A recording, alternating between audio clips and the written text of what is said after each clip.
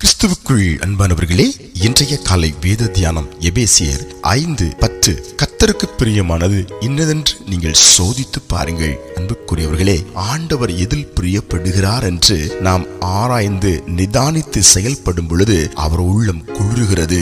என் பிள்ளை எனக்கு பிரியமானதை செய்யும்படி தன்னை அர்ப்பணிக்கிறதுனால, எனக்கு பிரியமானதை செய்யும்படி முயற்சி எடுக்கிறதுனால, எனக்கு பிரியமானதை செய்யும்படி தன் முழு உள்ளத்தோட ஒத்துழைத்து அவள் முன்னேறி செல்ல துடிக்கின்றதுனால என் பிள்ளைகளுக்கு நான் ஏகப்பட்ட நன்மைகளை செய்ய வேண்டும் என்று ஆண்டவர் தீர்மானம் பண்ணி உங்கள் வாழ்க்கையிலே எண்ணி முடியாத, ஆராய்ந்து முடியாத அதிசயங்களை, அற்புதங்களை செய்து உங்களை மனமகிழ்ச்சியாக்குவார். ஆமென். இந்த காலை வேளையிலே கர்த்தருக்கு பிரியமில்லாத எல்லாவற்றையும் உதறி எறிந்து விட்டு கர்த்தருக்கு பிரியமானதை மாத்திரம் செய்ய நம்மை அர்ப்பணிக்கலாம். அவருடைய கிருபை நம்ம மேல இன்றைக்கு அதிகமாய் இறங்க போகிறது. ஹல்லேலூயா.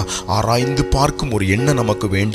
ஒவ்வொரு நாட்களிலும், ஒவ்வொரு செய்கையிலும் நாம் தேவனை மகிழ்ச்சியாக்கணுமா, அவருக்கு பிரியமாய் நடந்து கொண்டோமா என்று நம்மை ஆராய்ந்து பார்க்க வேண்டும். தாவீது சொல்கிறார், உமக்கு பிரியமானதை செய்ய எனக்கு கற்றுத்தாரும். இந்த காலை வேளையிலே உமக்கு பிரியமானதை செய்யும்படி எனக்கு போதித்தருளும் என்று சொல்லி நாம் ஆண்டவர் சமூகத்தில் நாம் அர்ப்பணிப்போம். இந்த நாள் முழுவதும் ஒரு ஆசீர்வாதமாய் உங்களுக்கு நடக்கும். அல்லேலூயா. ஜெபிக்கலாம். ஆண்டவரே, இந்த காலை வேளையிலும் கூட உமக்கு பிரியமானதை செய்து உம்மை மகிழ்ச்சியாக்கி உம்முடைய பிரசன்னத்தை அனுபவித்து முன்னேறி செல்லும் ஒரு நல்ல நாளாக இந்த நாள் அமைந்திருக்கிறதுக்காய் ஸ்தோத்திரம். இப்பொழுதும் ஜெபத்தில் இணைந்திருக்கிற பிள்ளைகள் மேல தேவனுடைய பிரசன்னம் வெளிப்பட்டதுக்காய் ஸ்தோத்திரம். இயேசுவின் நாமத்தில் ஆமென்.